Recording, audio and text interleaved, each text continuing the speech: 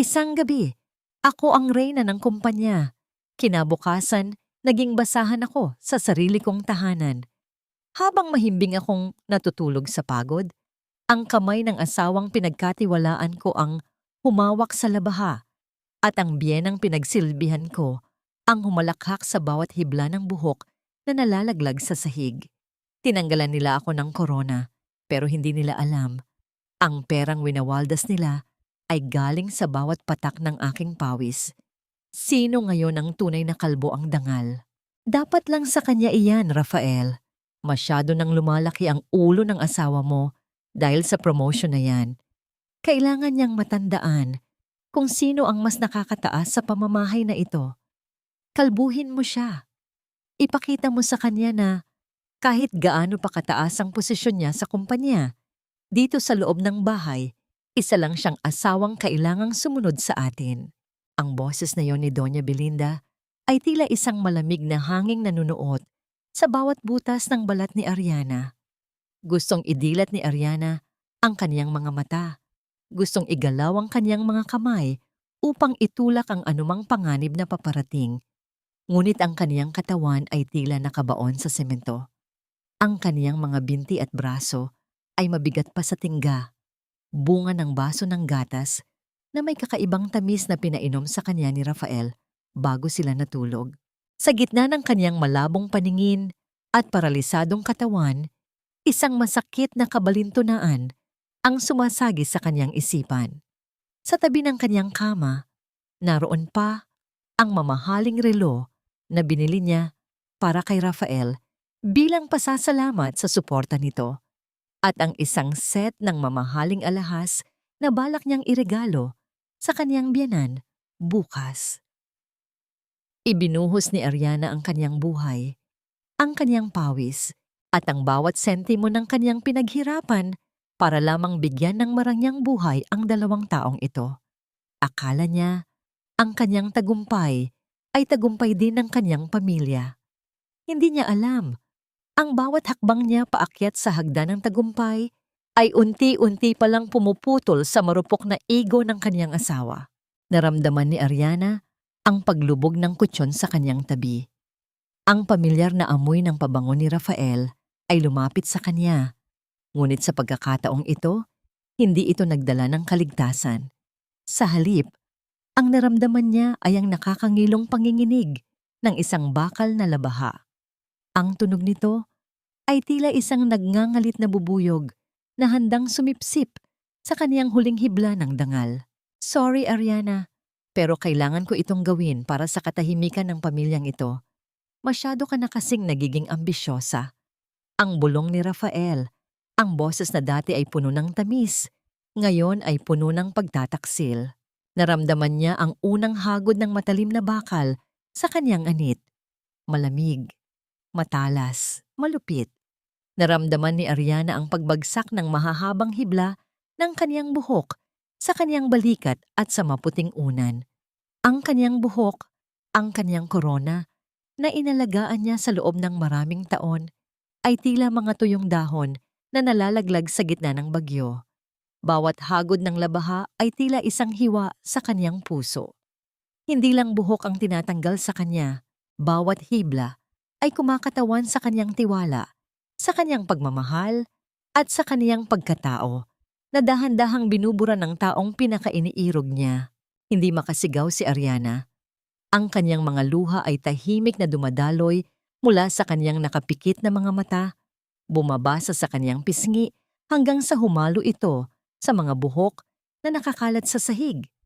Naririnig niya ang bawat lagitik ng gunting at ang bawat ugong ng labaha, habang sa background ay naroon ang mahinang hagik-gik ni Doña Belinda. Para sa matandang babae, ang bawat hiblang nawawala kay Ariana ay isang tagumpay para sa kaniyang kapangyarihan. Nang matapos ang tila walang katapusang pagpaparusa, ang katahimikan sa loob ng kwarto ay mas nakakabingi kaysa sa tunog ng labaha. Ang presensya ni Rafael at Belinda ay dahan-dahang lumayo. Iniwan siyang mag-isa sa dilim, lupaypay, at tila isang basahang itinapon pagkatapos pakinabangan. Ang lamig ng hangin mula sa aircon ay humahalik sa kanyang hubad na anit, isang paalala ng kanyang bagong realidad. Sa gitna ng kanyang panghihina, isang katanungan ang paulit-ulit na umaalingaw-ngaw sa kanyang isipan. Mas masakit pa sa sugat na iniwan ng labaha sa kanyang anit. Kung ang kaniyang pagsasakripisyo at pagmamahal ay nauwi lamang sa ganitong uri ng kahihiyan, ano pa ba ang natitira sa kanya? Bakit ang mga kamay na nangakong magpoprotekta sa akin ang siya ring kumatay sa aking pagkatao?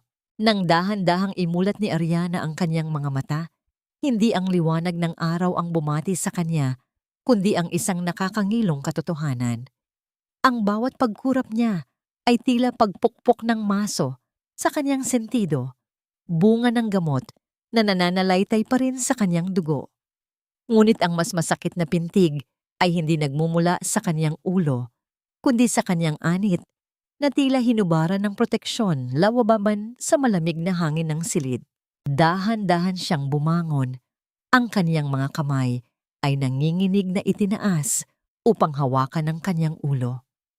Ang kanyang mga daliri na dati ay madulas na dumadaloy sa mahaba at malasot lang buhok, ngayon ay tumama sa isang magaspang at hubad na balat. Ang bawat sentimetro ng kanyang anit ay tila isang malawak na disyerto ng kahihiyan. Napatingin siya sa sahig. Ang kanyang mga buhok ay nakakalat pa rin doon. Tila mga bangkay ng isang nakaraang hindi na niya kailanman mababalikan.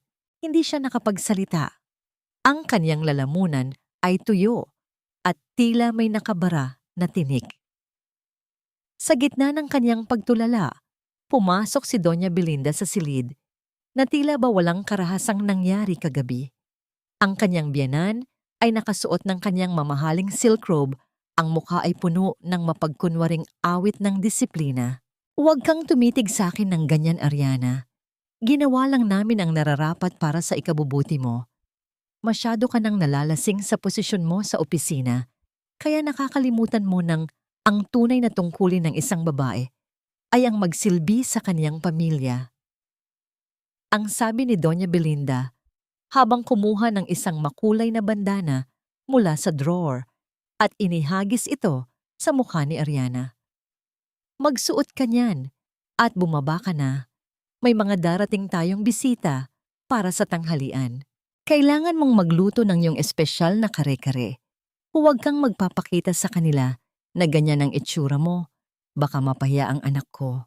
Ang bawat salita ni Belinda ay tila mga latigo na humahampas sa kanyang likuran. Sa halip na sumagot, dahan-dahang itinali ni Ariana ang bandana sa kanyang ulo. Ang kanyang mga kilos ay mabagal, tila isang robot na sumusunod sa programa. Ngunit sa loob niya, ang bawat hibla ng kanyang puso ay dahan-dahang nagbubuhol-buhol sa galit at pait. Nang bumaba siya sa kusina, nakita niya si Rafael na nakaupo sa hapagkainan, payapang nagbabasa ng dyaryo habang humihigop ng kape. Nang marinig nito ang kanyang mga yapak, bahagya itong nag-angat ng tingin, ngunit mabilis ding umiwas. Rafael! Ang tanging salitang lumabas sa bibig ni Ariana, isang pakiusap na punong-puno ng pag-asa na baka magbago pa ang ihip ng hangin. Ariana, please, huwag na nating pag-usapan iyon. Ang malamig na sagot ni Rafael nang hindi man lang siya tinitingnan. Sinabi na ni Mama, aral lang iyon. Kung naging masunurin ka lang sana, hindi aabot sa ganito. Magluto ka na lang para hindi na humaba ang usapan. Tumayo si Ariana sa harap ng kalan. Ang kanyang mga kamay ay pamilyar sa paghawak ng kutsilyo at mga sangkap. Ngunit sa pagkakataong ito, ang bigat ng kanyang nararamdaman ay tila humihila sa kanya pailalim sa lupa. Habang hinihiwa niya ang mga gulay, ang bawat tunog ng kutsilyo sa sahig na kahoy ay tila isang babala. Tiningnan niya ang kanyang paligid, ang malaking refrigerator, ang mamahaling oven, ang mga tiles na gawa sa Italy. Lahat ng ito ay binili ng kanyang sariling pera. Lahat ng karangyaan sa bahay na ito ay bunga ng kanyang pagsusumikap. Ngunit siya mismo ang itinuturing na estranghero at alipin sa loob nito. Isang maliit na sandali ang nagnakaw sa kanyang pansin Nang makita niya ang kanyang refleksyon sa makintab na takure, doon, nakita niya ang kanyang sariling mga mata. Wala na ang ningning ng isang matagumpay na executive. Ang tanging natira ay ang malamig na apoy ng isang babaeng nawalan ng lahat, ngunit nakahanap ng isang bagong dahilan upang mabuhay. Hindi siya umiyak. Sa halip, hinigpitan niya ang pagkakahawak sa kutsilyo hanggang sa mamuti ang kaniyang mga kasukasuan. Maya-maya pa, ang katahimikan ng bahay ay nabasag ng mahabang tunog ng telepono sa sala.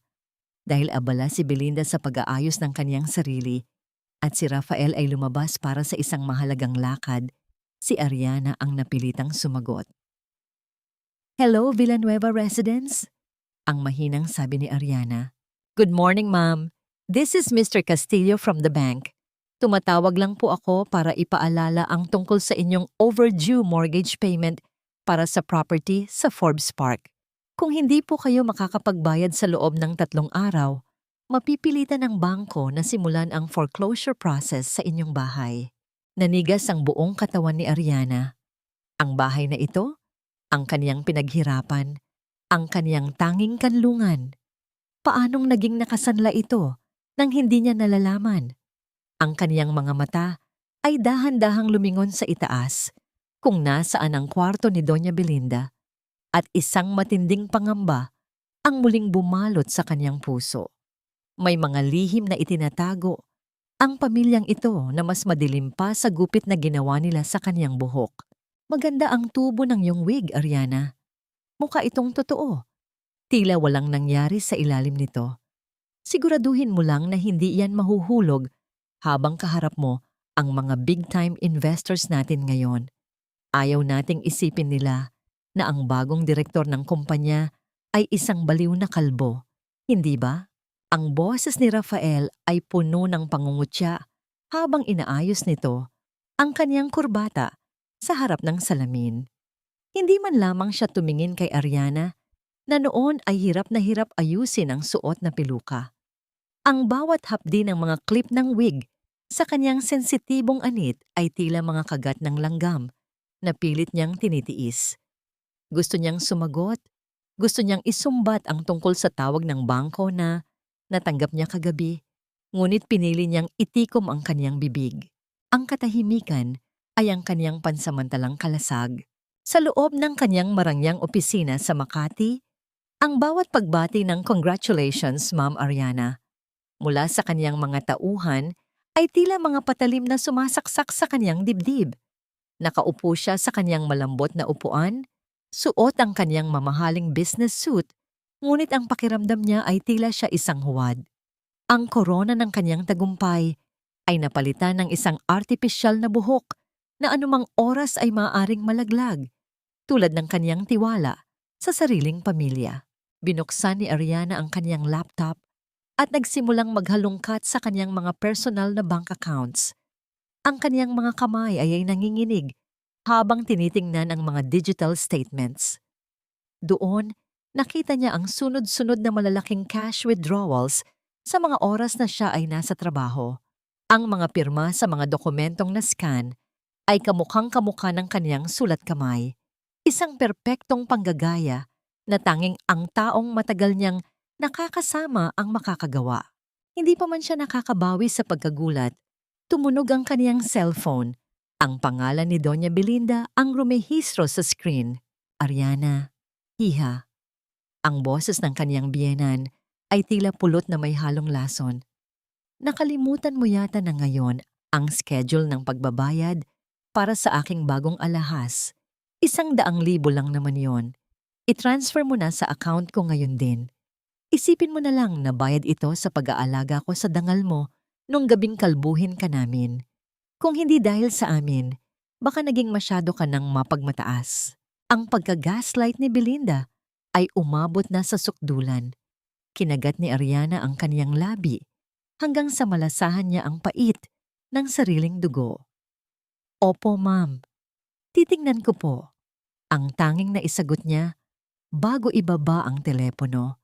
Ang bawat sentimo na kaniyang kinikita ay tila mga butil ng palay na kinuukuha ng mga mapagsamantalang ibon Bago pa man niya ito mapakinabangan, dahil sa bigat ng kaniyang nararamdaman, nagpa siya si Ariana na lumabas muna ng opisina para huminga. Nagmaneho siya ng walang tiyak na direksyon hanggang sa mapadpad siya sa isang tahimik na restaurant sa dulo ng syudad. Ngunit tila sinusubok talaga siya ng tadhana. Sa isang sulok ng restaurant, nakita niya ang isang pamilyar na likod. Si Rafael, ngunit hindi ito nag-iisa. May kasama itong isang batang babae, maganda, at may mahabang buhok na tila kumikinang sa ilalim ng ilaw. Nakita ni Ariana kung paano haplusin ni Rafael ang kamay ng babae, ang parehong kamay na humawak sa labaha at kumalbo sa kanya ilang gabi lang ang nakakalipas. Ang kanyang asawa ay tumatawa, isang tawang puno ng ligaya na matagal na niyang hindi naririnig para sa kanya. Ang hangin sa loob ng restaurant ay tila biglang nawala. Ang bawat tibok ng puso ni Ariana ay tila isang malakas na tambol na nagbabanta sa kanyang katinuan. Nanlabo ang kanyang paningin, hindi dahil sa luha, kundi dahil sa matinding puot na nagsisimulang bumalot sa kanyang buong pagkatao. Ang wig sa kanyang ulo ay tila biglang uminit, tila sinusunog ang kanyang anit sa tindi ng kahihiyang kaniyang natuklasan.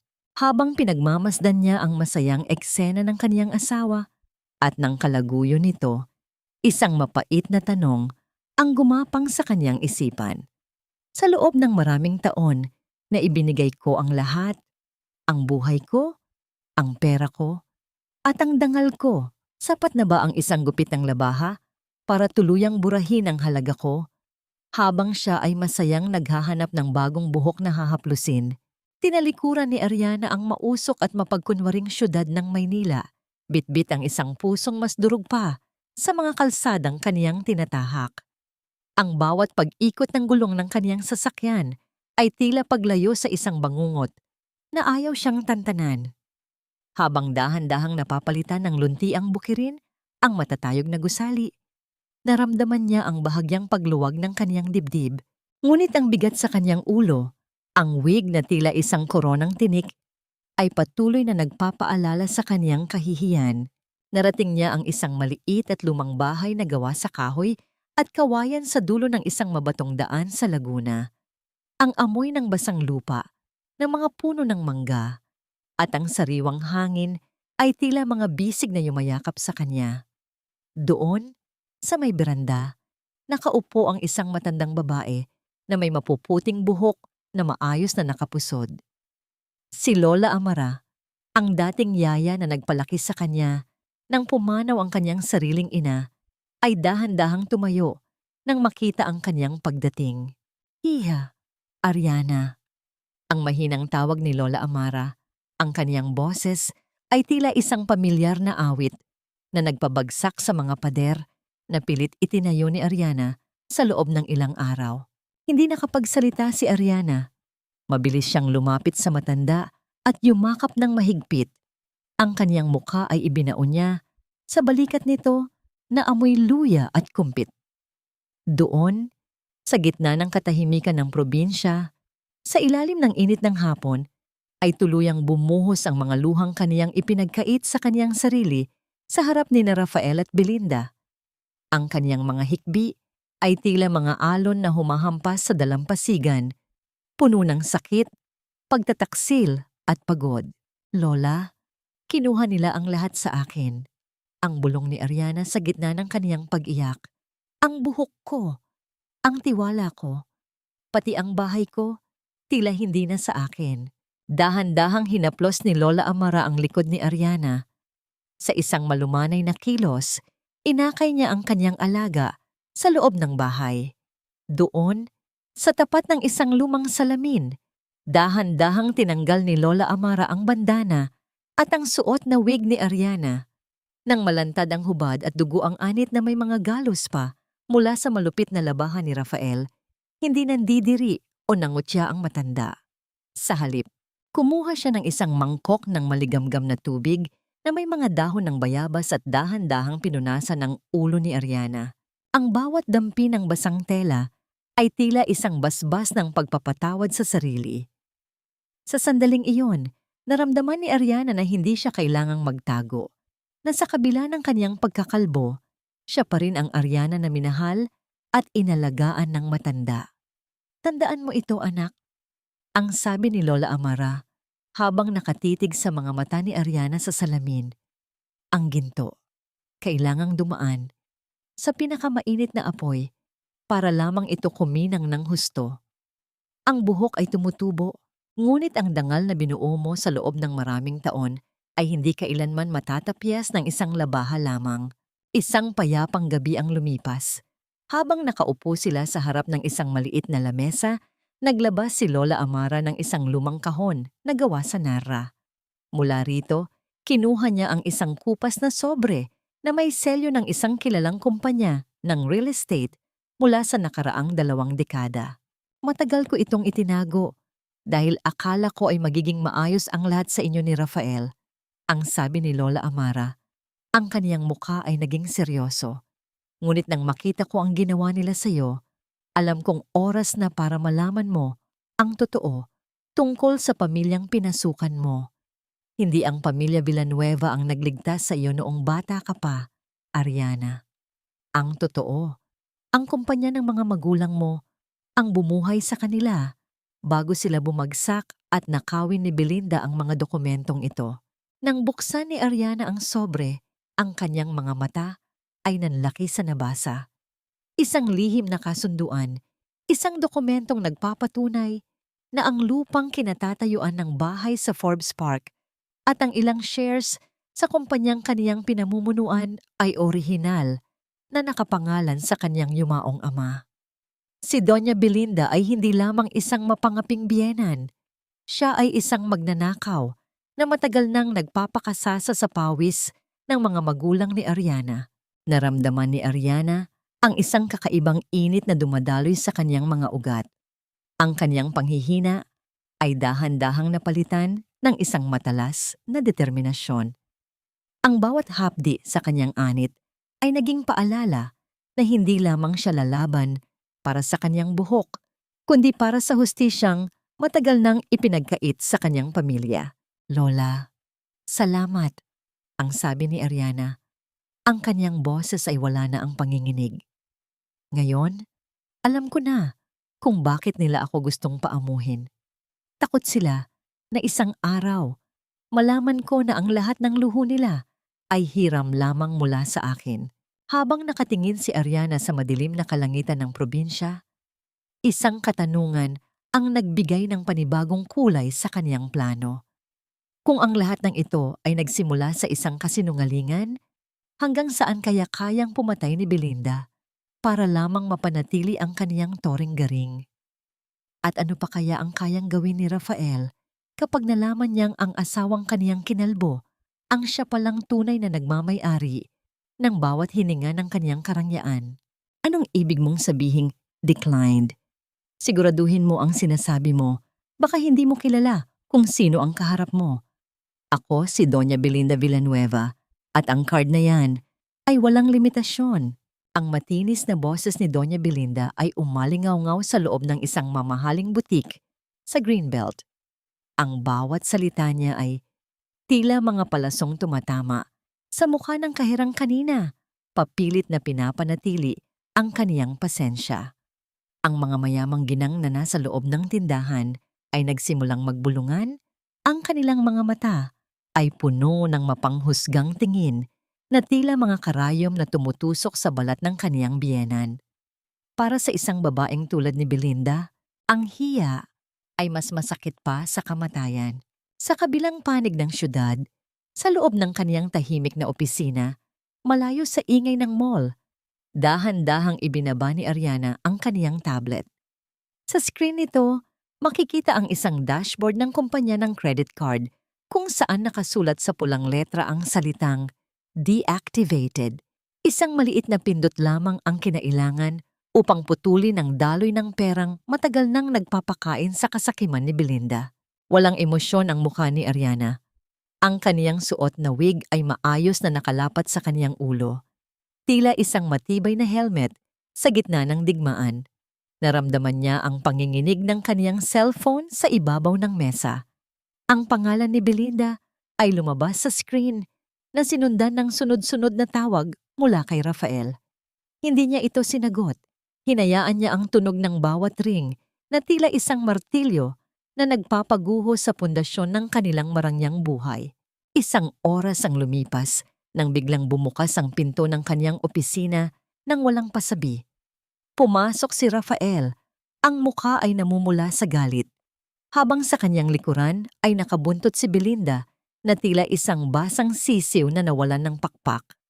Ang kanyang biyanan ay hindi na ang mapagmataas na reyna. Ang kanyang ayos ay medyo gulo na at ang kanyang mga mata ay naniningkit sa galit. Ariana, ano itong ginagawa mo? Napahiya si Mama sa harap ng mga kaibigan niya dahil pinutol mo ang mga cards niya. At ang account ko, bakit hindi ko ma-access? Ang sigaw ni Rafael, ang kaniyang boses ay nanginginig sa gitna ng pagtataka at puot. Dahan-dahang tumayo si Ariana mula sa kanyang upuan.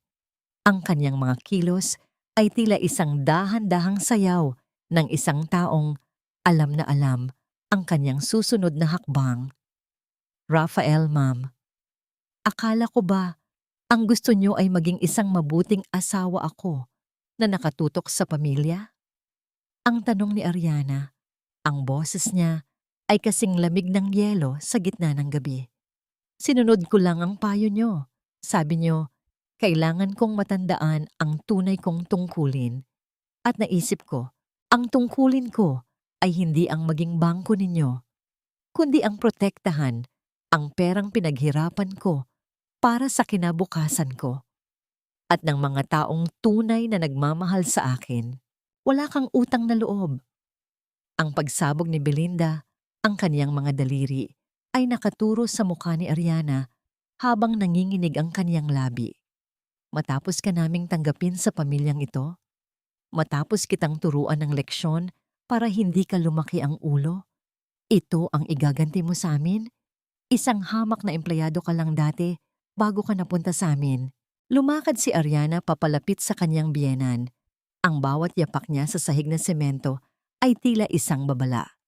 Hindi siya natinag sa mga salita ni Belinda. Leksyon? Ang gupit na ginawa niyo sa akin, iyon ba ang tinatawag niyang leksyon, ma'am? Ang bulong ni Ariana, sapat lamang upang marinig ng dalawa. Sa bawat hibla ng buhok na nalaglag sa sahig nung gabing iyon, doon din nalaglag ang huling sentimo ng tiwala at pera na makukuha niyo sa akin. Mula ngayon, ang bawat butil ng kanin na isusubo niyo, kailangan niyo ng pagtrabahuhan. Tumingin si Ariana nang diretso sa mga mata ni Rafael. Nakita niya roon ang takot. Ang takot ng isang lalaking napagtantong ang kanyang kapangyarihan ay nakasandal lamang sa pitaka ng babaeng kaniyang rinehasan. Umuwi na kayo, ang utos ni Ariana bago muling umupo. At simulan niyo nang mag-empake ng mga gamit niyo na hindi ko binili. Baka magulat kayo kung gaano kaliit ang matira sa inyo. Habang papalabas ang mag-ina na puno ng mura at pagbabanta, isang kakaibang katahimikan ang bumalot sa opisina. Ngunit sa gitna ng kanyang unang tagumpay, isang mensahe ang pumasok sa kanyang computer mula sa kanyang private investigator. Isang larawan ang lumitaw. Si Rafael, kasama ang kaniyang kalaguyo, ay pumasok sa isang gusali na pagmamay-ari ng isa sa mga pinakamalaking karibal ng kumpanya ni Ariana. Naramdaman ni Ariana ang isang mabilis na tibok sa kanyang dibdib. Hindi lang pala pera at buhok ang gustong kunin ni Rafael sa kanya. May mas malalim pa itong balak na maaaring sumira, hindi lamang sa kanyang karera, kundi sa buong legacy ng kanyang yumaong ama. Hanggang saan kaya kayang ibenta ni Rafael ang sarili niyang asawa para lamang sa kanyang mga bisyo? Hindi mo kailangang gawin ito, Ariana. Mag-asawa tayo, hindi ba? Ang problema ng isa ay problema nating dalawa. Bakit kailangang umabot sa puntong pinapahiya mo kami ni Mama? Alam mo namang para sa atin din ang ginagawa ko. Kung hindi ako kikilos, paano tayo makakasabay sa mga Monteklaro? Ang boses ni Rafael ay malambot, tila isang pelus na pilit bumabalot sa namamanhid na puso ni Ariana. Nakatayo ito sa tapat ng kaniyang mesa Ang mukha ay bakasang pagod, na tila ba siya ang biktima sa sitwasyong ito. Ang kanyang mga mata, na dati ay pinagmumulan ng kanyang lakas, ngayon ay tila mga madidilim na balon ng kasinungalingan. Hinaplos ni Ariana ang gilid ng kanyang wig. Naramdaman ang tigas ng mga mesh nito laban sa kanyang sensitibong anit. Isang mapait na ngiti ang gumuhit sa kanyang mga labi. Para sa atin ni Rafael? O para sa kanila? Ang mahinang tanong ni Ariana. Hindi sumagot si Rafael. Sa halip, lumapit ito at pilit na hinawakan ang mga kamay ni Ariana. Ang init ng kanyang palad ay tila isang insulto. Maniwala ka sa akin. Kailangan ko lang ng access sa Project Blue. May mga investors na interesado. At kung makuha natin sila, hindi na natin kakailanganin ng perang galing sa sarili mong bulsa. Maibabalik natin ang lahat ng nawala. Maibabalik ko ang lahat ng kinuha ko sa iyo. Naramdaman ni Ariana ang isang mabilis na kuryente ng takot na dinaloy sa kanyang likuran. Ang Project Blue ay ang pinakaimportanteng proyekto ng kumpanya, ang huling legacy na iniwan ng kanyang ama. Ito ang teknolohiyang magbabago sa industriya at ito rin ang tanging bagay na nagpapanatili sa kumpanya laban sa mga mapanirang balak ng pamilya Monteclaro. Bakit mo kailangan ng access na yon, Rafael? Ang tanong ni Ariana, ang kanyang mga mata ay matalas na nakatitig sa asawa. Hindi ba't marketing lang ang hawak mo? Bakit pati ang technical files ay gusto mong makuha? Dahil gusto kitang tulungan. Ang medyo pasigaw na sagot ni Rafael, ang kaniyang pasensya ay dahan-dahang nauubos. Masyado ka ng paranoid, Ariana. Simula nang mangyari iyon sa buhok mo, naging ibang tao ka na. Hindi mo na ako pinagkakatiwalaan, asawa mo ako. Hindi mo ba naiisip na nasasaktan din ako sa tuwing tinitingnan mo ako na parang isang kriminal? Ang pagiging eksperto ni Rafael sa pagpapalit ng katotohanan ay tila isang sining. Kung hindi alam ni Ariana ang tungkol sa larawan niya, kasama ang kalaguyo nito sa harap ng opisina ng mga Monteclaro, baka naniwala pa siya. Baka yumakap pa siya at humingi ng tawad. Ngunit ang bawat salita ni Rafael ay tila isang patak ng asido sa kaniyang bukas na sugat. Tumayo si Ariana at dahan-dahang lumakad patungo sa bintana na nakaharap sa mga ilaw ng syudad. Ang refleksyon niya sa salamin ay tila isang estranghero. Ang tiwala, Rafael, ay parang buhok.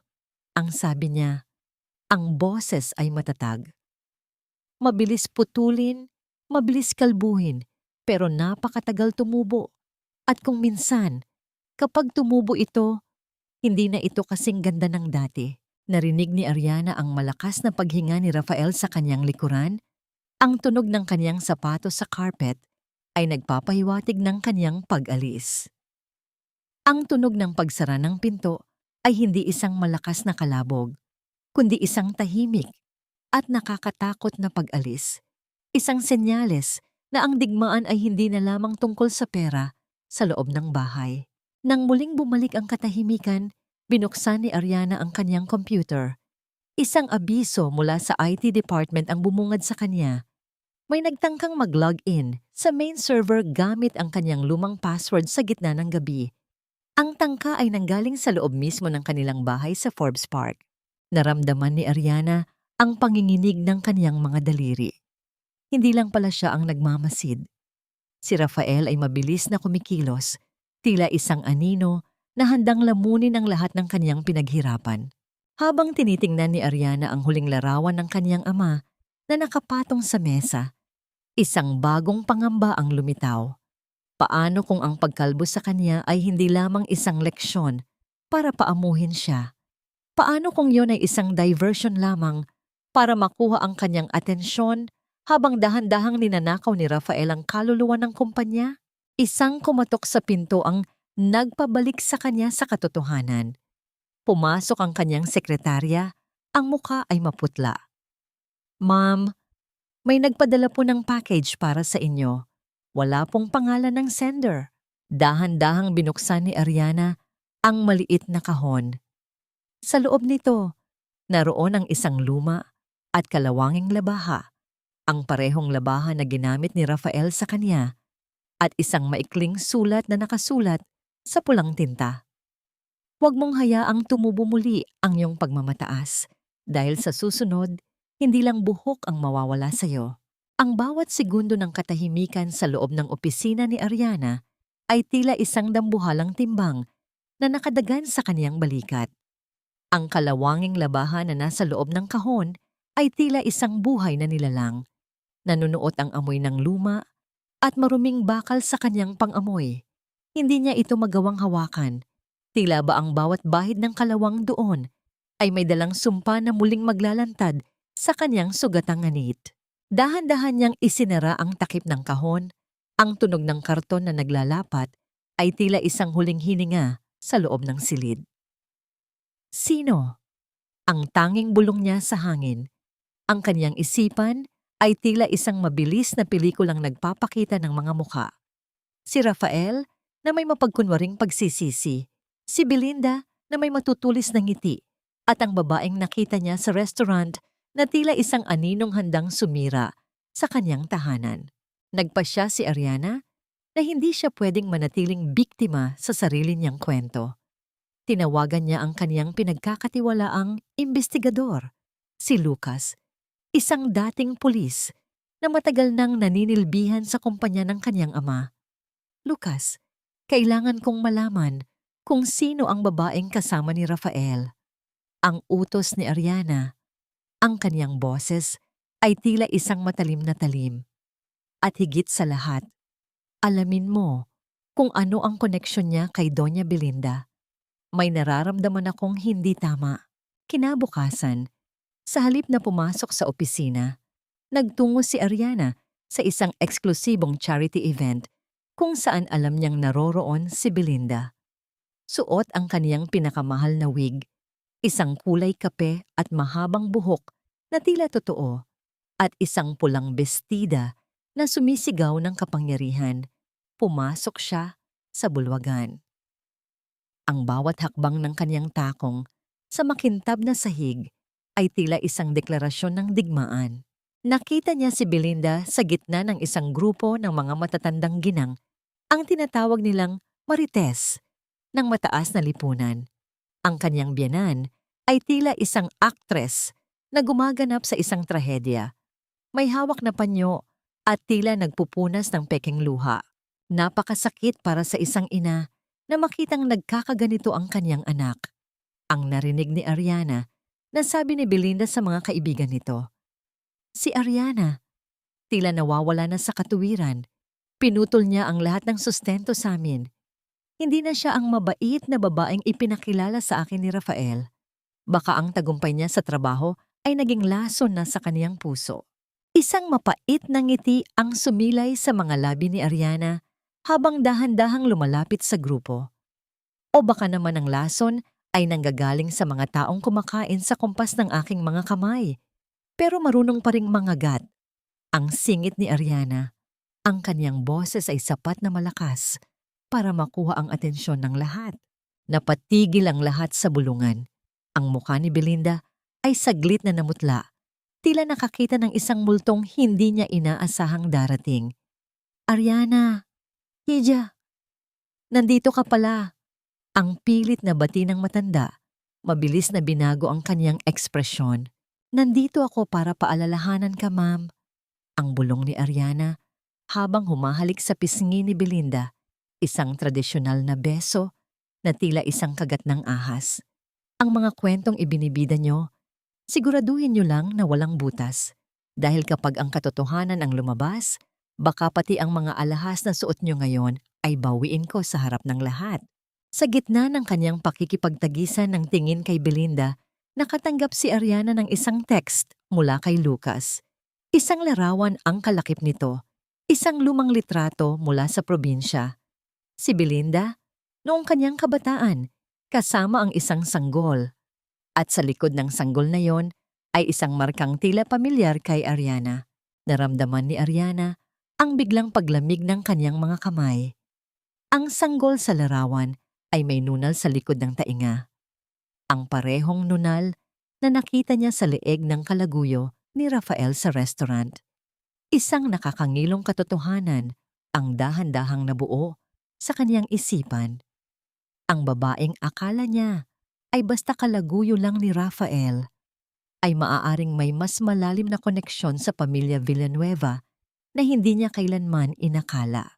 Habang papalabas si Ariana sa bulwagan, naramdaman niyang may sumusunod sa kanya. Isang itim na sasakyan ang dahan-dahang gumagapang sa kanyang likuran sa parking lot. Sa loob ng kanyang sasakyan, mabilis niyang inilak ang mga pinto. Ang kanyang hininga ay mabilis at tila isang ibon na nakakulong. Sino ang babaeng iyon? Bakit tila lahat ng tao sa paligid niya ay may suot na maskara? At ang pinakamatinding tanong, kung si Belinda ang nagdala sa babaeng yon sa buhay ni Rafael, ang layunin ba nila ay basta saktan lang siya o tuluyan siyang burahin sa mundong ito? Ang bawat bugso ng kaniyang hininga ay tila isang kumpas ng takot na nagpapayanig sa kanyang dibdib habang nakaupo sa loob ng saradong sasakyan. Mula sa side mirror, nakita ni Ariana ang itim na sasakyang dahan-dahang huminto sa kanyang likuran. Tila isang mandaragit na naghihintay ng tamang pagkakataon. Ang kaniyang mga daliri ay mahigpit na nakakapit sa manibela hanggang sa mamuti ang kaniyang mga kasukasuan. Sa sandaling iyon, ang kaniyang hubad na anit sa ilalim ng peluka ay tila muling kumirot, isang paalala na sa mundong ito, wala na siyang ligtas na kanlungan. Mabilis niyang pinaandar ang makina. Ang ugong nito ay tila isang huling hininga bago siya humarurot palayo. Iniwan ang itim na anino sa dilim ng parking lot. Hindi siya uuwi sa Forbes Park.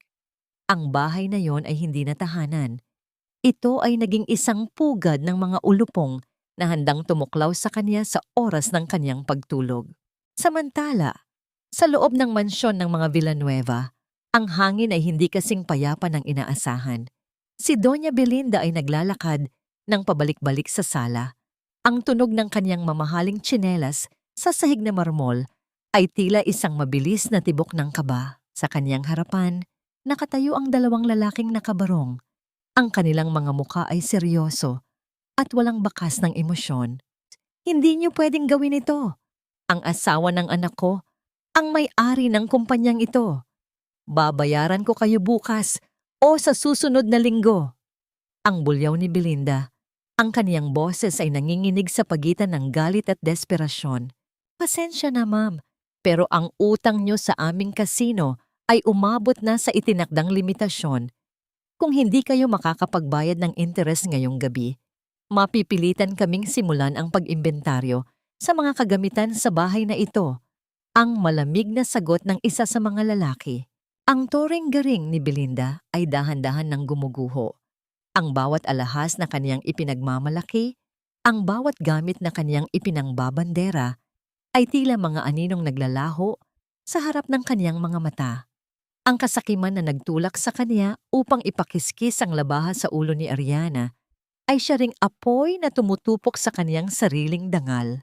Nang makaalis ang mga maniningil, pumasok si Rafael sa sala. Ang kaniyang buhok ay gulo-gulo at ang kaniyang mga mata ay tila sa isang taong laging tumitingin sa kaniyang likuran. Mama, kailangan natin ng password ng main server ni Ariana. Ngayon na. Ang pamilya Monteclaro ay hindi na makapaghintay. Sinabi nila na kung hindi natin maibibigay ang Project Blue sa loob ng 48 oras, hindi nila tayo babayaran at ilalabas nila ang lahat ng record ng utang natin. Bakit hindi mo pa nakuha? Hindi ba't nakuha mo na ang lahat sa kanya? Ang buhok niya, ang puso niya, ang tiwala niya, ang singhal ni Belinda sa kanyang anak. Matalas siya, Mama. Kahit kalbo na siya, mas matalas pa rin ang isip niya kaysa sa atin. Binago niya ang lahat ng security protocols simula nung gabing iyon. Ang pasigaw na sagot ni Rafael. At ang babaeng dinala mo sa akin? Si Sabrina. Nagsisimula na siyang magtanong. Gusto niyang malaman kung kailan natin siya ipakikilala bilang tunay na Mrs. Villanueva. Sa isang maliit na kwarto sa isang hotel, malayo sa ingay ng kaniyang lumang buhay, tinitingnan ni Ariana ang mga dokumentong ibinigay ni Lucas.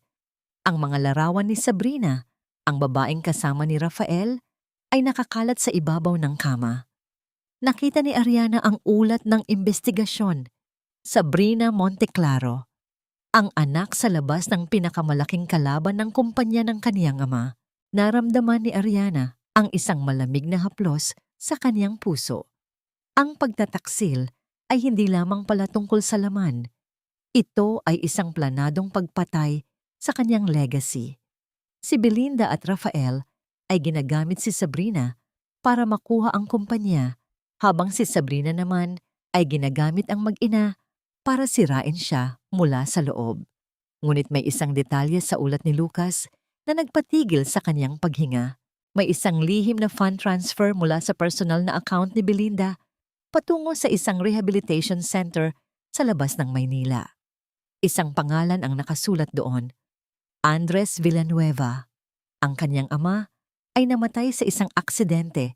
10 taon na ang nakalilipas. O yun ang pinaniwala sa kanya ng lahat. Ang kaniyang mga daliri ay dahan-dahang lumapit sa screen ng kaniyang laptop. Kung ang kaniyang ama ay buhay pa, kung ang taong pinagkakautangan niya ng lahat ay itinago sa kanya ng pamilyang kumuha ng kaniyang buhok at dangal, ang bawat ganti na kaniyang binalak ay tila kulang pa. Dahan-dahang tinanggal ni Ariana ang kaniyang piluka. Hinayaan ang kaniyang maikli at tila bagong sibol na buhok na mahanginan. Tiningnan niya ang kaniyang sarili sa salamin. Ang mga galos sa kaniyang anit ay tuyo na. Ngunit ang apoy sa kaniyang mga mata ay mas nagngangalit. Isang kumatok sa pinto ng kaniyang kwarto ang nagpatayo sa kanya. Sino yan? Ang tanong niya.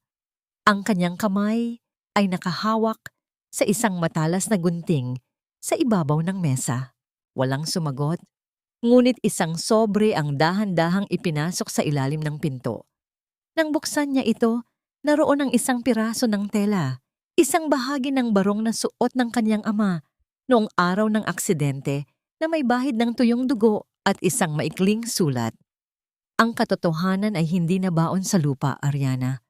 Ngunit ikaw, handa ka na bang mabaon kasama nito? Hindi lahat ng sugat ay naghihilom sa pananahimik. Minsan, kailangan mong buksan ang pintuan ng impyerno para makita kung sino ang mga demonyong nagtatago sa likod ng mga banal na mukha. Ang boses na yon sa kanyang isipan ay tila isang gabay habang tinitingnan ni Ariana ang duguang tela ng kanyang ama. Ang kanyang hotel room ay balot ng malamig na katahimikan. Tanging ang mahinang ugong ng aircon ang nagpapaalala sa kanya na siya ay gising at nasa gitna ng isang tunay na digmaan.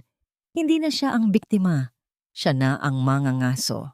Isang mensahe ang pumasok sa kanyang telepono mula kay Rafael. Ariana, mag-usap tayo ng maayos. Maghahanda si mama ng hapunan sa bahay. Para ito sa atin, para sa pamilya. Isantabi na muna natin ang galit. Please, umuwi ka na. Isang mapait na ngiti ang gumuhit sa mga labi ni Ariana.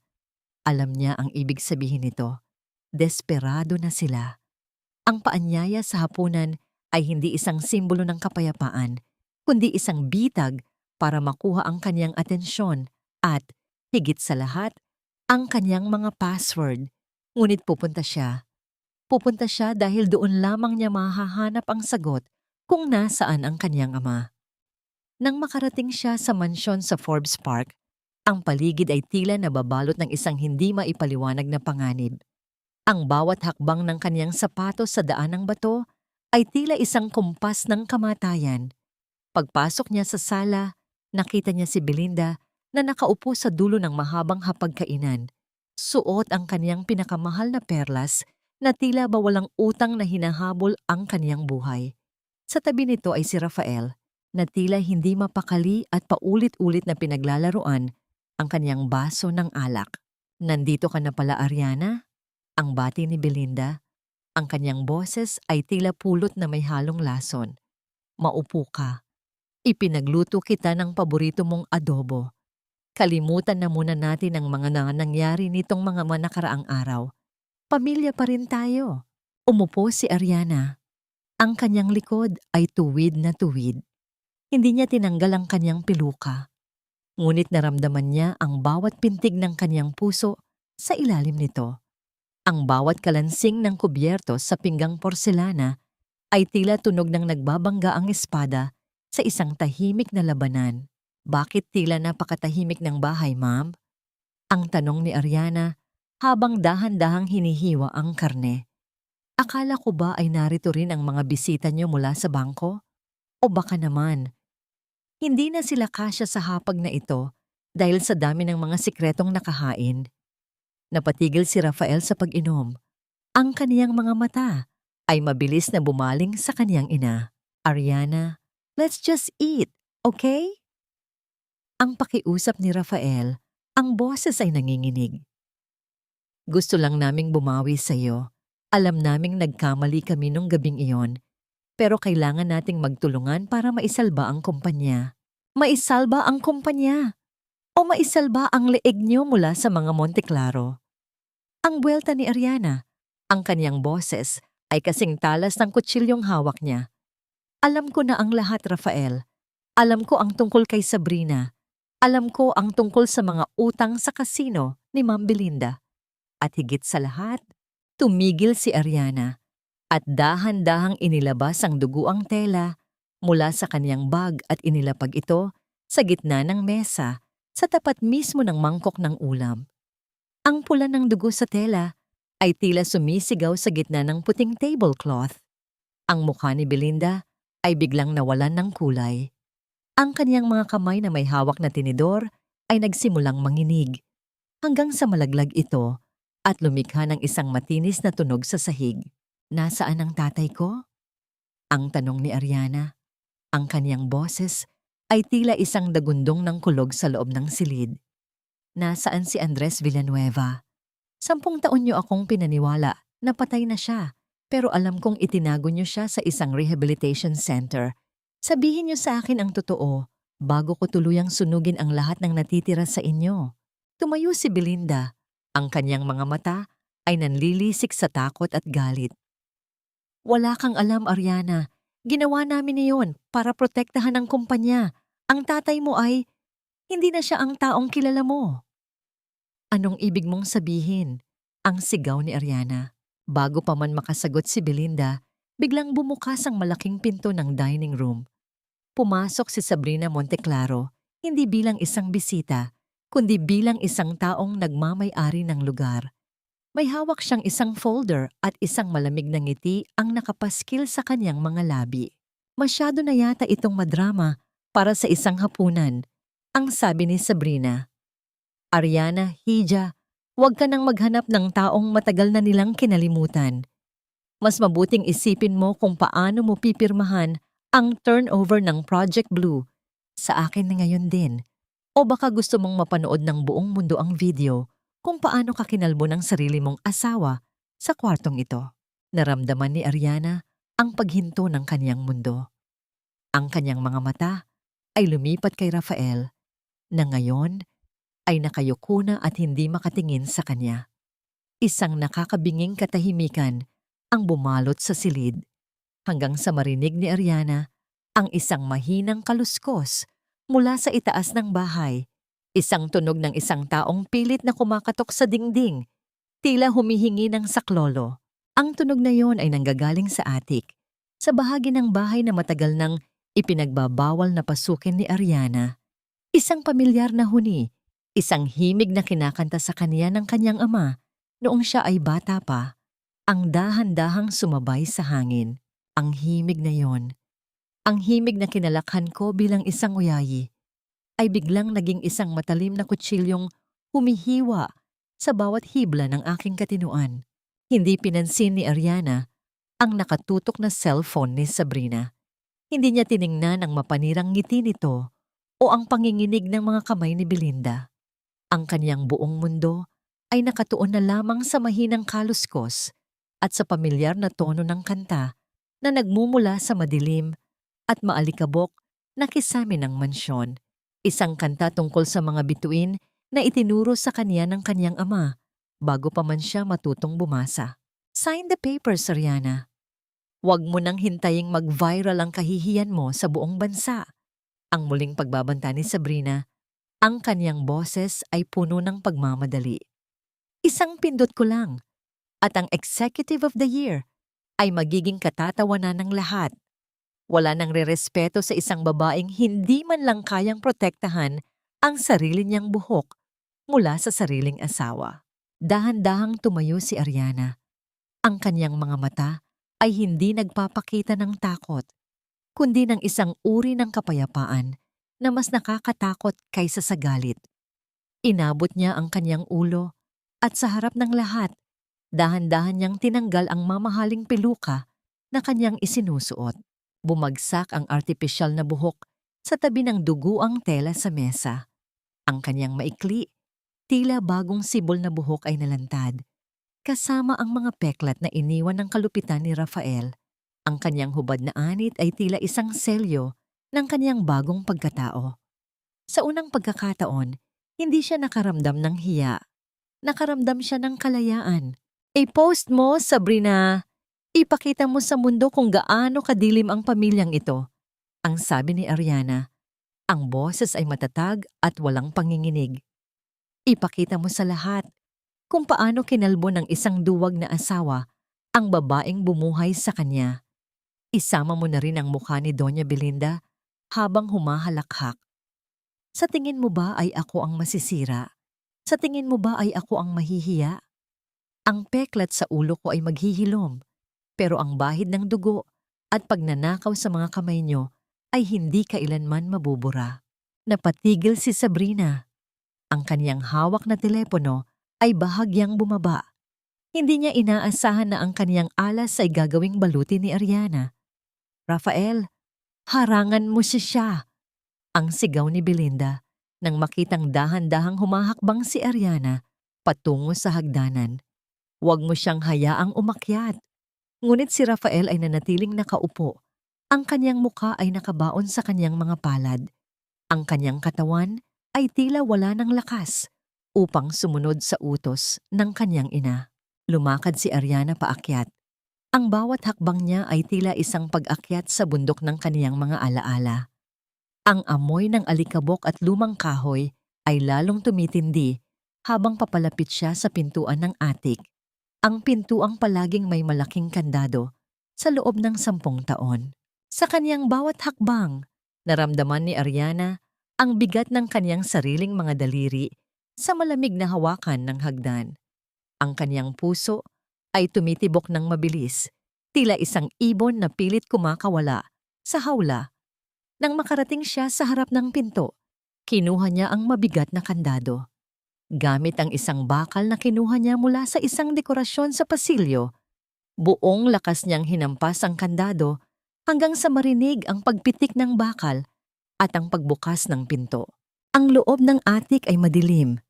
Tanging ang manipis na sinag ng buwan mula sa isang maliit na bintana ang nagbibigay ng liwanag.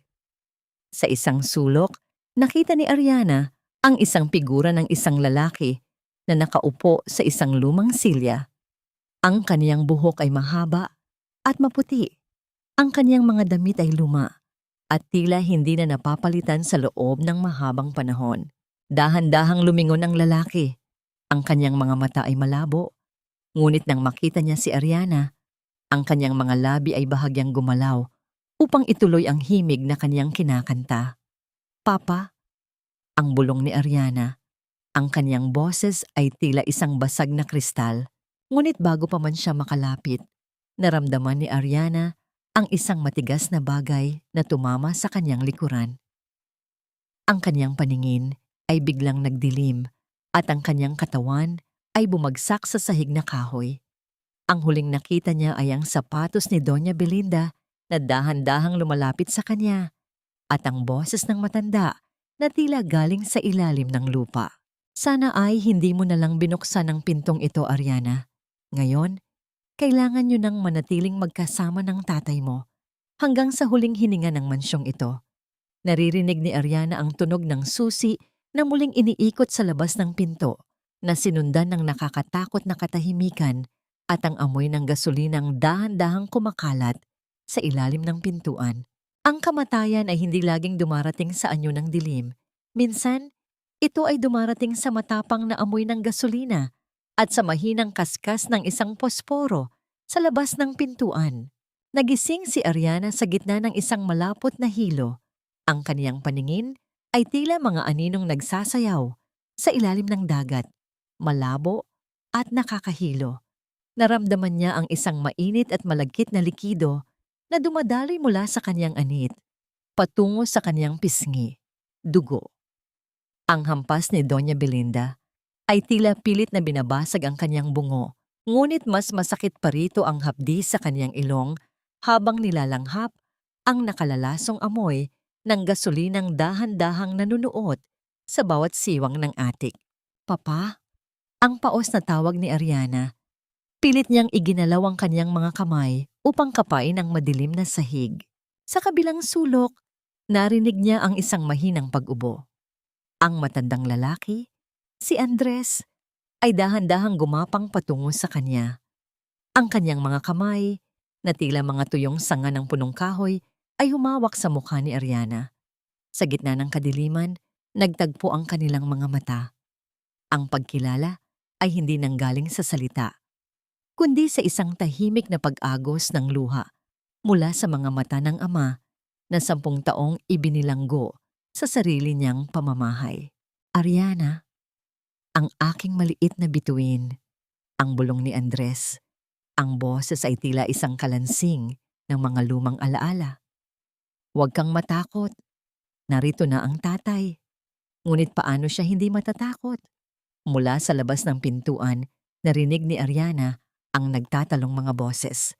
Ang tinig ni Rafael ay puno ng takot, habang ang kay Belinda ay puno ng isang uri ng kabaliwan na wala ng rason.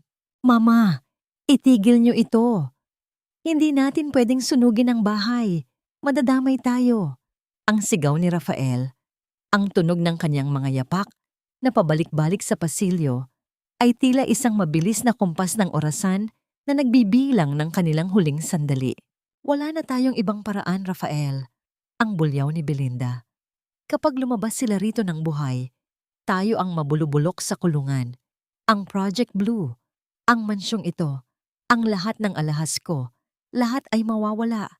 Mas mabuting abo na lang silang lahat kaysa makita ko silang nagtatagumpay.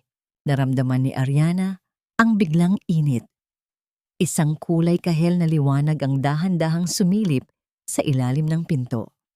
Ang tunog ng dila ng apoy na humahalik sa kahoy ay tila isang gutom na hayop na nagsisimula ng kumain. Ang usok na kasing itim ng budhi ni Belinda ay nagsimulang pumuno sa maliit na silid. Papa, kailangan nating lumaba, ang sabi ni Ariana habang pilit na itinatayo ang kanyang ama. Ang kanyang panghihina ay dahan-dahang napalitan ng isang desperadong lakas.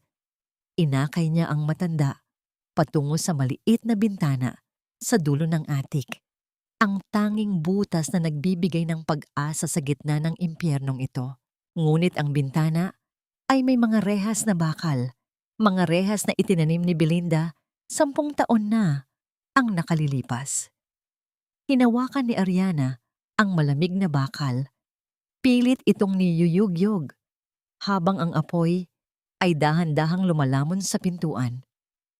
Ang kaniyang anit, na dati ay kinalbo at hinamak, ngayon ay tila nasusunog sa tindi ng init ng paligid. Rafael, tulungan mo kami! Ang sigaw ni Ariana. Ang kaniyang boses ay humahalo sa ingay ng nagliliyab na kahoy. Rafael, kung may natitira pang tao sa loob mo, huwag mong hayaang mamatay ang ama ko. Sa labas, napatigil si Rafael. Hawak niya ang isang basang tela sa kaniyang mukha. Ang kaniyang mga mata ay nakatitig sa pintuan ng atik na ngayon ay nilalamon na ng apoy. Nakita niya ang kaniyang ina na tumatakbo na pababa ng hagdan. Bit-bit ang isang bag na puno ng alahas. Iniwan siyang mag-isa sa gitna ng nagbabagang pasilyo. Tumingin si Rafael sa pintuan at pagkatapos ay sa hagdan kung nasaan ang kaniyang kaligtasan. Ang kaniyang mga kamay ay nanginginig. Ang bawat sigaw ni Ariana ay tila isang sumpa na bumabaon sa kaniyang kaluluwa. Sa loob ng atik, ang kisame ay nagsisimula ng magbitak-bitak. Isang malaking piraso ng nasusunog na kahoy ang bumagsak sa pagitan ni Ariana at ng kaniyang ama. Ang usok ay tila isang dambuhalang kamay na sumasakal sa kanilang mga baga. Ariana, iwan mo na ako, ang mahinang sabi ni Andres habang nakasandal sa pader. Iligtas mo ang sarili mo, anak. Umiling si Ariana. Ang kaniyang mga mata ay puno ng determinasyon sa gitna ng mga luha at uling. Hindi na kita iiwan, Papa. Kung mamamatay man tayo rito, mamamatay tayong magkasama. Pero hindi ako susuko ng walang laban. Kinuha ni Ariana ang isang mabigat na estatwa ng porselana sa tabi ng kaniyang ama at buong lakas na inihampas sa rehas ng bintana. Ang tunog ng nababasag na porselana ay humalo sa dagundong ng apoy. Sa sandaling iyon, naririnig niya ang isang malakas na paghampas sa pintuan mula sa labas. Isang palakol ang bumaon sa nagliliyab na kahoy. Ariana, umatras kayo! Ang boses ni Rafael, na puno ng ubo at desperasyon, ay narinig sa gitna ng ingay. Ngunit sa bawat hampas ng palakol, ang apoy ay lalong lumalakas dahil sa hanging pumapasok. Isang malaking pagsabog ng liwanag ang nagmula sa ibaba ng bahay. Ang mga tangke ng gas sa kusina ay tila naabot na rin ng init. Ang buong mansyon ay yumanig, tila isang higanteng bumabagsak. Sa gitna ng usok at apoy, nakita ni Ariana ang mukha ni Rafael sa butas ng pinto. Ang kaniyang mga mata ay puno ng pagsisisi. Ngunit bago pa man nito maabot ang susi o mabuksan ang pinto ng tuluyan, ang sahig sa ilalim ni Rafael ay dahan-dahang nagbitak at lumulubog. Rafael, ang sigaw ni Ariana. Ang bawat hibla ng kahoy sa ilalim ng mga paa ni Rafael ay naglalabas ng isang nakakangilong ungol. Tila isang mabilis na pagngat-ngat ng isang dambuhalang hayop na handang lumamon ng buhay. Nakita ni Ariana kung paano nanlaki ang mga mata ng kaniyang asawa habang ang sahig ng pasilyo ay dahan-dahang bumubuka, nilalamon ng nagbabagang impyerno sa ibaba. Ang palakol na hawak ni Rafael ay nalaglag, lumikha ng isang matunog na pagtama sa semento bago ito tuluyang nawala sa gitna ng apoy. Rafael? Ang sigaw ni Ariana, ang kanyang kamay ay pilit na inaabot ang siwang sa pintuan kahit na ang init ay tila nagpapakulo na sa kanyang dugo. Ariana, iligtas mo si Papa Andres. Ang bintana. Ang bintana. Ang huling sigaw ni Rafael bago ang isang malakas na paglagapak ng mga nagbabagang poste ang tuluyang nagpaguho sa bahagi ng pasilyo. Ang usok ay tila isang itim na tabing na biglang humarang sa paningin ni Ariana. Hindi na niya nakita si Rafael. Tanging ang tunog na lamang ng bumabagsak na mga pader ang umalingaw-ngaw sa kanyang pandinig. Naramdaman ni Ariana ang isang mahinang hila sa kanyang laylayan. Ang kanyang ama, si Andres, ay nakaturo sa maliit na bintanang may rehas. Sa gitna ng kanyang panghihina, nakita ni Ariana na ang init ng apoy ay nagdulot ng paglambot sa luma at kalawanging bakal ng rehas. Gamit ang kaniyang buong lakas at ang galit na matagal niyang kinimkim, kinuha ni Ariana ang isang mabigat na silyang kahoy at buong pait na inihampas ito sa bintana. Ang tunog ng nababasag na salamin ay tila isang musika ng kaligtasan. Ang sariwang hangin mula sa labas ay humalik sa kanyang mukha. Ngunit kasabay nito ay ang paglakas ng apoy sa kanyang likuran dahil sa daloy ng oxygen. Isang mabilis na desisyon ang kinailangan niyang gawin. Inakay niya ang kanyang ama, binuhat ang halos wala ng bigat na katawan nito, at dahan-dahang ipinasok sa makitid na siwang ng bintana patungo sa bubong ng garahe sa ibaba. Habang bumababa si Ariana, naramdaman niya ang hapdi sa kanyang anit. Ang kanyang peluka ay tuluyan ng natupok ng apoy kanina at ang kanyang maikling buhok ay puno na ng uling at abo. Ngunit habang tumatama ang kanyang mga paa sa damuhan ng kanilang bakuran, hindi siya tumigil. Patuloy niyang kinaladkad ang kanyang ama palayo sa nagliliyab na mansyon, ang toring-garing na naging bilangguan ng kanilang dangal sa loob ng 10 taon. Sa dulo ng malawak na hardin, nakita niya si Doña Belinda. Ang kaniyang biyenan ay nakatayo malapit sa malaking gate. Yakap-yakap ang kanyang bag na puno ng alahas. Ang mukha nito ay puno ng takot. Ngunit nang makita niya si Ariana at si Andres na buhay, ang takot na yon ay mabilis na napalitan ng isang mapanirang galit. Bakit buhay pa kayo? Dapat ay abo na kayo. Ang sigaw ni Belinda. Ang kaniyang boses ay tila isang matinis na tili ng isang nasisiraan ng bait. Akin ang lahat ng ito. Akin ang kumpanya. Akin ang mansyong ito. Hindi sumagot si Ariana. Nanatili siyang nakatayo. Ang kaniyang ama ay nakasandal sa kanyang balikat. Ang liwanag ng apoy mula sa kanilang likuran ay nagbibigay sa kanya ng isang anyo na tila isang nagbabagang anino ng katarungan. Sa sandaling iyon, ang tunog ng mga sirena ng bumbero at pulis ay dahan-dahang lumalapit. Ang kanilang mga asul at pulang ilaw ay gumuguhit sa madilim na kalsada ng Forbes Park.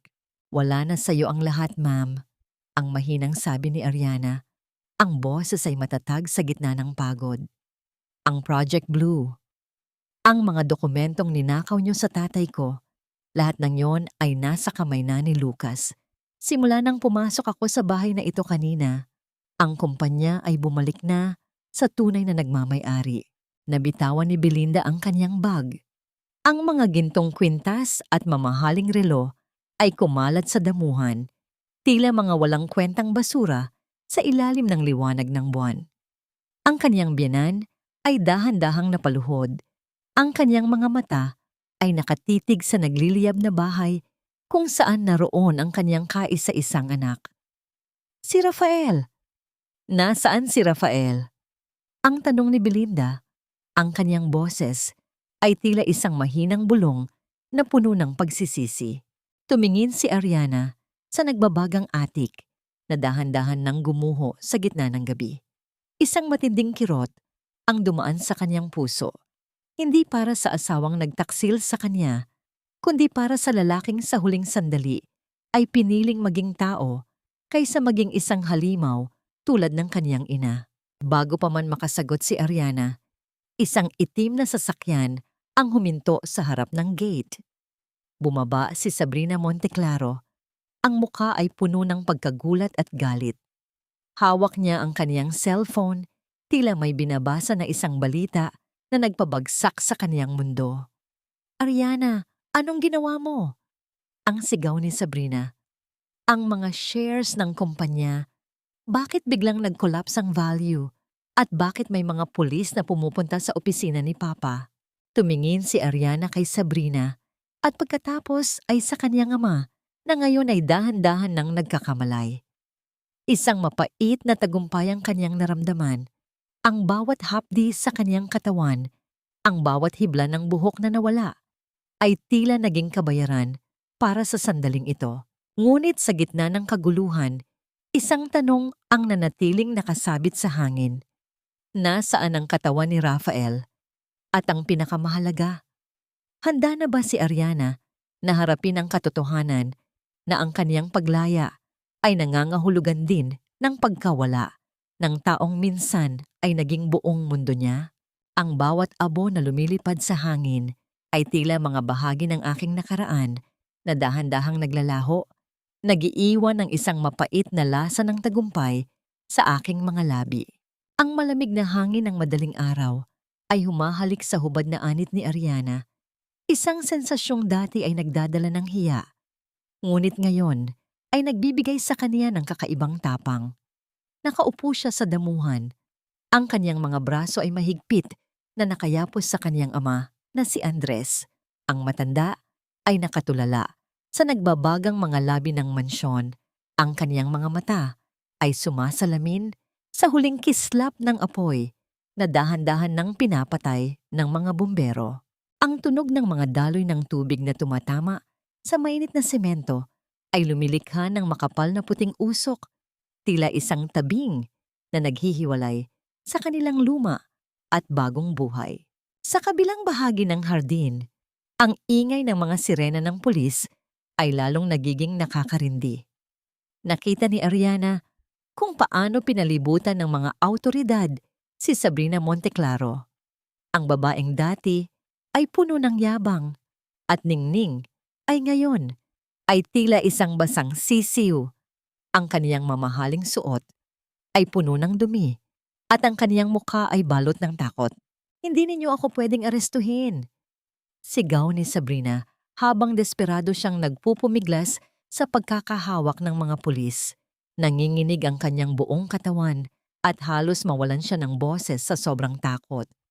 Wala akong kinalaman sa sunog na yon. Si Belinda ang may kagagawan. Siya ang nagsimula ng apoy. Siya ang dahilan kung bakit namatay ang sarili niyang anak. Ngunit ang mga pulis ay hindi nakinig. Isang folder ng mga dokumento ang hawak ni Lucas, ang imbestigador ni Ariana, na naglalaman ng lahat ng ebidensya ng sabwatan ng mga Monteclaro at ng mga Villanueva. Ang pagbagsak ng kanilang imperyo ay hindi na mapipigilan. Ang bawat pirma, bawat nakaw na sentimo at bawat kasinungalingan ay nakaladkad na sa liwanag. Lumingon si Ariana kay Doña Belinda. Ang kaniyang biyenan ay tila isang rebulto ng pagkalugmok. Nakaluhod ito sa damuhan, ang kaniyang mga daliri ay nakabaon sa lupa, habang tinitingnan ang bahagi ng atik na gumuho na. Wala na ang kaniyang mga perlas, wala na ang kaniyang mapagmalaking anyo. Ang tanging natira ay isang inang nawalan ng anak dahil sa sarili niyang kasakiman. Rafael, ang anak ko. Ang paulit-ulit na bulong ni Belinda. Ang kaniyang boses ay tila isang tuyong dahon na hinihipan ng hangin. Isang gupit lang naman ang hiningi ko. Bakit pati ang buhay mo ang kinuha? Naramdaman ni Ariana ang isang mabigat na bara sa kaniyang lalamunan. Gusto niyang magalit. Gusto niyang isumbat ang lahat ng sakit na naranasan niya sa ilalim ng kamay ni Belinda. Ngunit ang nakikita niya ay isang babaeng wala ng kaluluwa. Ang hustisya ay dumating, ngunit ang amoy ng kamatayan ay hindi nagbibigay ng tamis na kaniyang inaasahan. Dahan-dahang gumalaw si Andres. Hinawakan nito ang kamay ni Ariana. Ang kaniyang mga daliri ay magaspang ngunit puno ng init. Ariana, anak, tapos na. Ang mahinang sabi ng kaniyang ama. Ito ang unang pagkakataon na naging malinaw ang boses nito. Tila ang apoy na tumupok sa bahay ay siya ring tumupok sa kadilimang bumabalot sa isipan ng matanda sa loob ng 10 taon. Isang bumbero ang lumapit sa kanila.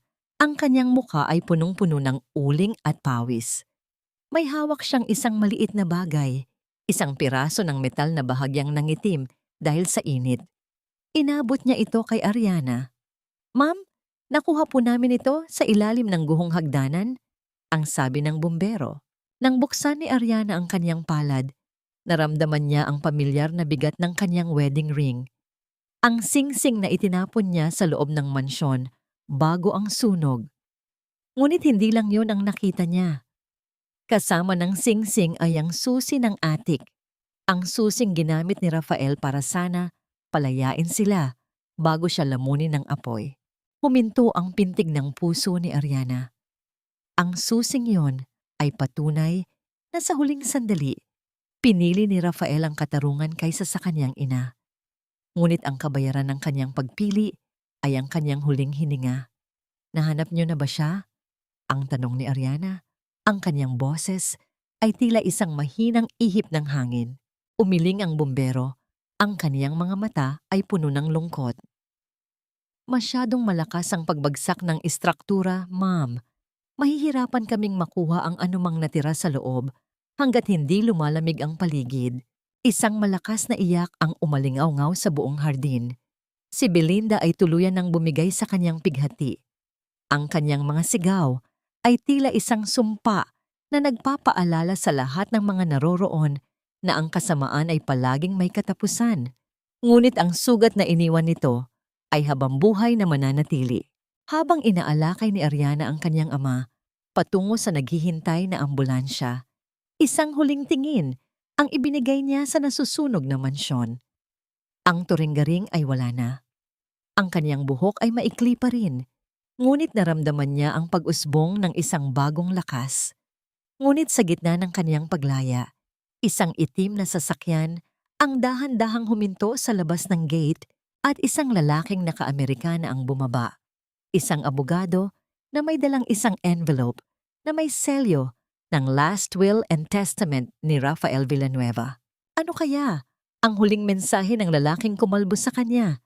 At bakit tila ang kamatayan nito ay simula lamang ng isang mas malaking revelasyon?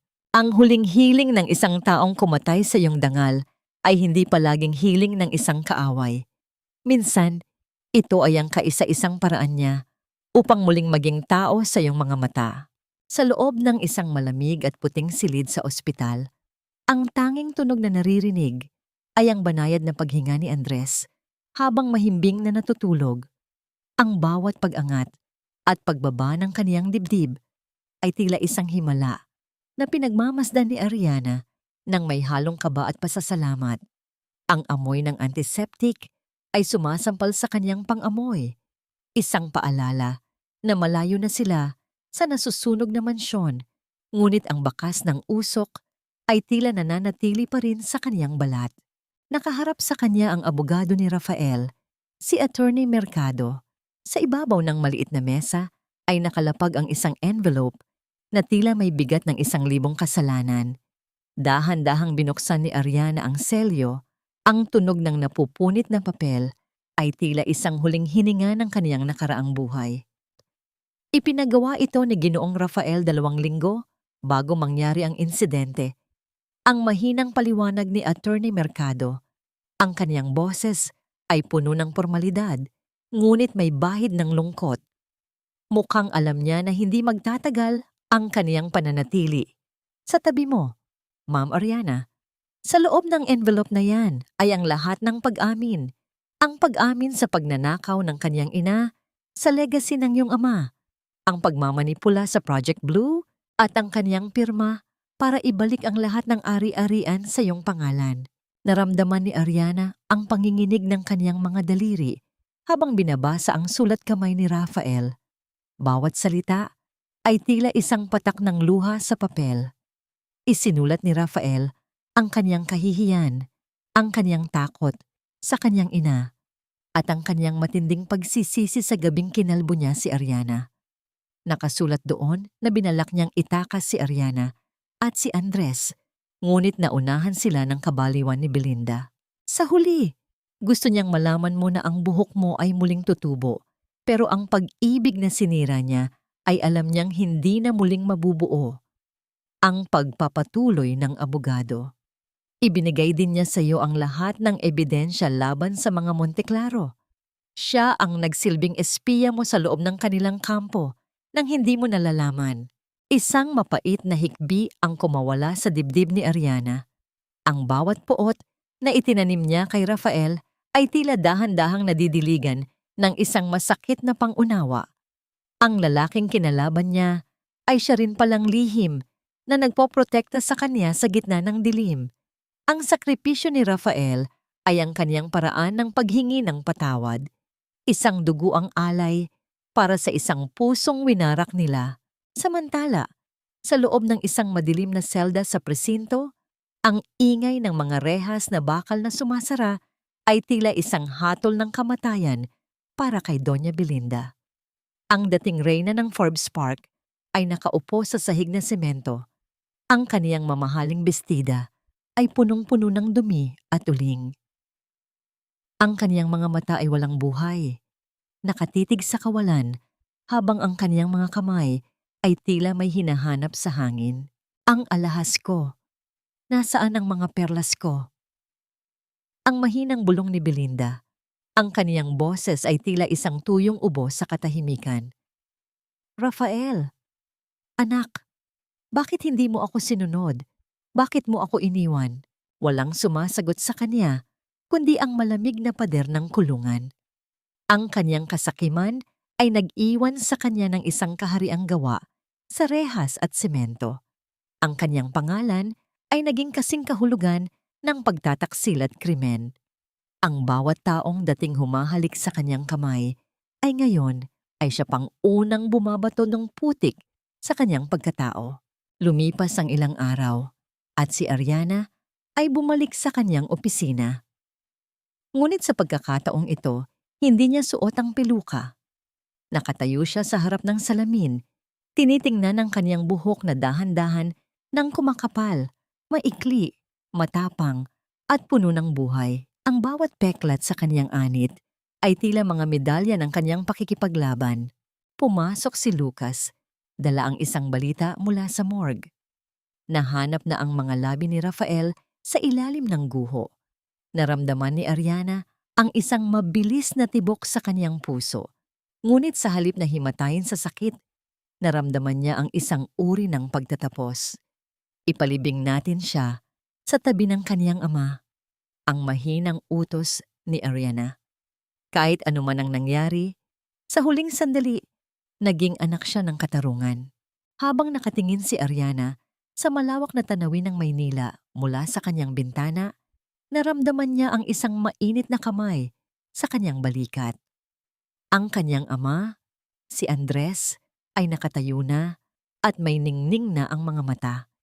Ang paggaling ng matanda ay ang kanyang tunay na gantimpala. Ngunit sa gitna ng kanyang pananagumpay, isang huling dokumento ang napansin ni Ariana sa ilalim ng file ni Rafael. Isang larawan ng isang maliit na bata sa probinsya na may kasamang sulat. May isa pang biktima, si Mama.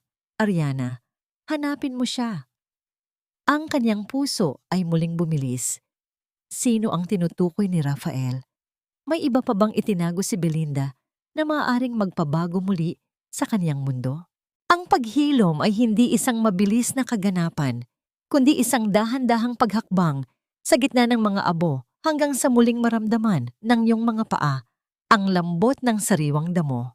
Lumipas ang 6 na buwan mula nang tupukin ng apoy ang mansyon sa Forbes Park at kasabay ng pagguho ng mga pader na yon ay ang pagbagsak ng lahat ng pader ng kasinungalingan sa buhay ni Ariana. Nakatayo siya ngayon sa harap ng isang maliit at payapang bahay sa labas ng lungsod, malayo sa ingay ng Makati at sa mapanghusgang mga mata ng mataas na lipunan. Ang kaniyang buhok ay tumubo na, isang maikli at makintab na pixie cut na bumabagay sa kaniyang matalas na panga at sa ningning ng kaniyang mga mata. Hindi na niya kailangan ng peluka. Ang kaniyang buhok ngayon ay sumisimbolo ng kaniyang muling pagsilang. Sa kaniyang tabi, ang kaniyang amang si Andres ay payapang nagdidilig ng mga halaman. Ang kaniyang alaala ay dahan-dahan nang nagbabalik. Tila isang malabong larawan na unti-unting nagkakaroon ng kulay. Ngunit hindi lang ang paggaling ng kaniyang ama ang dahilan ng kaniyang pagbisita sa lugar na ito. Hawak ni Ariana ang huling liham ni Rafael, ang dokumentong nagturo sa kaniya sa huling biktima ni Belinda. Bumukas ang pinto ng maliit na bahay at lumabas ang isang lalaking nasa kaniyang mga huling bahagi ng 20 anyos. Ang kaniyang mga mata ay pamilyar. May bahid ng lungkot at amo na katulad ng kay Rafael. Siya si Gabriel, ang kapatid sa labas ni Rafael na itinago, minaliit, at pilit na binura ni Belinda sa kasaysayan ng pamilya Villanueva dahil ito ay anak ng dating asawa ni Belinda sa isang hamak na hardinero. Salamat sa pagpunta, Ate Ariana. Ang mahinang sabi ni Gabriel, ang kaniyang boses ay puno ng paggalang. Hindi ko akalaing pagkatapos ng lahat ng ginawa ni Mama sa inyo, ay hahanapin niyo pa rin ako. Ngumiti si Ariana, isang nangiting may halong pait at pag-unawa. Ang kasalanan ng ina ay hindi kasalanan ng anak, Gabriel. Sabi ni Rafael, ikaw ang kanyang lihim na lakas. Ikaw ang dahilan kung bakit niya sinubukang lumaban sa huli. Ibinigay ni Ariana kay Gabriel ang isang folder, ang mga shares ng kumpanya na inilaan ni Rafael para sa kanya. Sa sandaling iyon, naramdaman ni Ariana ang huling piraso ng kanyang misyon na nalagay sa tamang lugar. Ang katarungan ay hindi lamang tungkol sa pagpaparusa sa masama. kundi sa pagbabalik ng nararapat sa mga naapi. Bago matapos ang araw, nagtungo si Ariana sa isang pasilidad para sa mga may sakit sa isip. Doon, sa isang silid na nakaharap sa hardin, nakaupo si Doña Belinda. Wala na ang kanyang mga mamahaling alahas, wala na ang kanyang marangyang bestida. Nakasuot siya ng isang simpleng puting damit at ang kanyang mga kamay ay abala sa paghaplos sa isang lumang manika na tila ba ito ang kaniyang kaisa-isang anak. Rafael, nasaan ang gatas mo? Huwag kang magpapakapagod sa opisina. Ang bulong ni Belinda sa manika. Ang kaniyang mga mata ay nakatitig sa kawalan. Hindi man lamang napansin ang pagpasok ni Ariana. Tumayo si Ariana sa pintuan, pinagmamasdan ang babaeng minsan ay kumalbo sa kaniyang dangal. Naramdaman niya ang isang matinding habag. Ang galit na dati ay nagpapakulo sa kaniyang dugo ay napalitan ng isang malalim na katahimikan. Ang kabaliwan ni Belinda ay ang pinakamabigat na parusa, ang mabuhay sa isang mundong hindi na niya kayang kontrolin, kasama ang mga anino ng kaniyang mga pagkakamali. Paalam, ma'am, ang mahinang bulong ni Ariana bago dahan-dahang isara ang pinto. Nang lumabas siya sa pasilidad, sinalubong siya ng isang mainit na sikat ng araw. Ang kaniyang cellphone ay tumunog, isang tawag mula sa kumpanya. Ang Villanueva Legacy Group ay muli nang namamayagpag, ngunit sa pagkakataong ito, ang pundasyon nito ay katapatan at hindi panlilinlang. Ma'am Ariana, handa na po ang lahat para sa board meeting, ang sabi ng kaniyang sekretarya sa kabilang linya. Salamat, papunta na ako, ang sagot ni Ariana. Bago siya sumakay sa kaniyang sasakyan, tumingin muna siya sa kaniyang refleksyon sa bintana. Hinaplos niya ang kaniyang maikling buhok at naramdaman ang hangin sa kaniyang anit. Ang mga sugat ay wala na, ang mga peklat ay naghilom na, at ang kaniyang korona ay muling nagniningning. Hindi dahil sa ginto o perlas, kundi dahil sa isang pusong natutong magpatawad, nang hindi nalilimutan ang kaniyang sariling halaga. Ang bawat hakbang niya palayo sa lugar na yon ay tila isang kumpas ng tagumpay.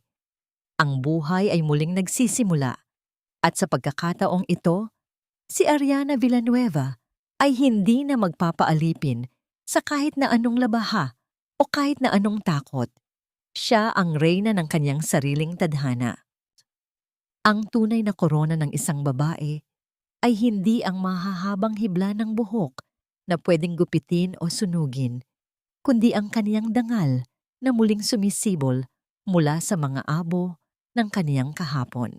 2 taon ang mabilis na lumipas at ang bawat araw na nagdaan ay tila isang banayad na hagod ng panahon na naghihilom sa mga sugat na dati ay tila hindi na magsasara.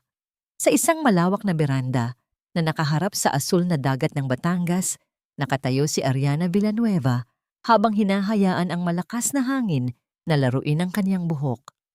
Ang kaniyang buhok ay mahaba na uli, makapal at nagniningning sa ilalim ng gintong sikat ng hapon, isang buhay na patotoo na ang bawat pagbagsak ay may kasunod na pagbangon. Sa kaniyang tabi, ang kaniyang amang si Andres ay payapang nagbabasa ng libro. Wala na ang takot sa mga mata ng matanda, at ang kaniyang mga kamay ay hindi na nanginginig.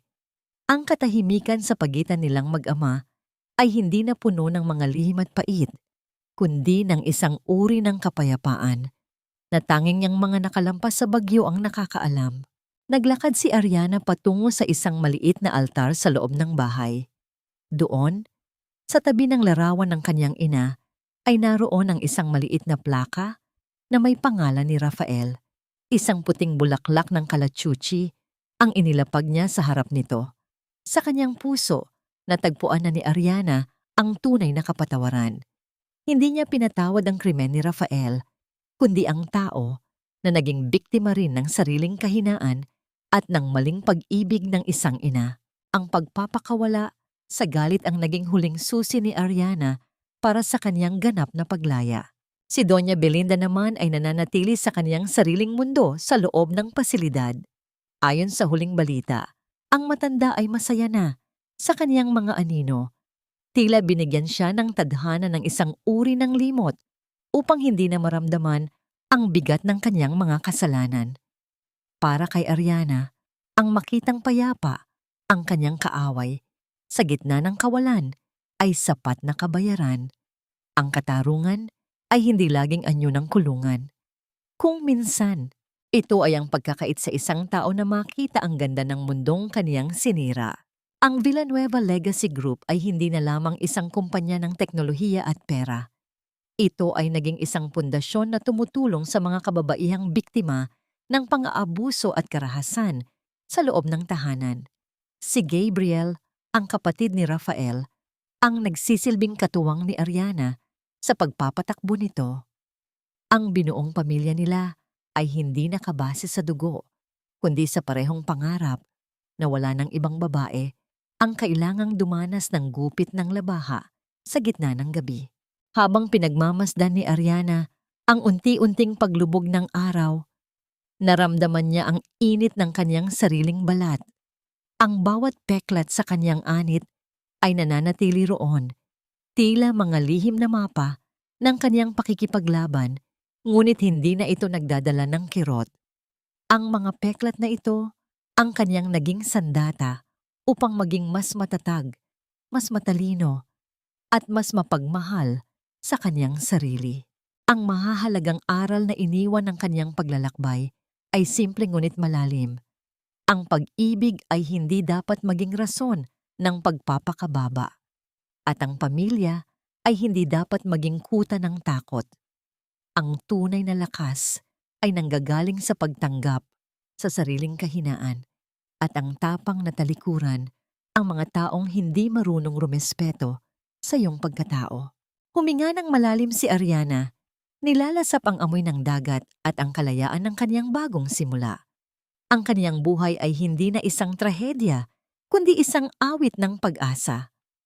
Habang dahan-dahang naglalaho ang huling sinag ng araw sa abot tanaw, alam ni Ariana na anuman ang dumaang dilim, palagi siyang may lakas na muling maghahasik ng liwanag.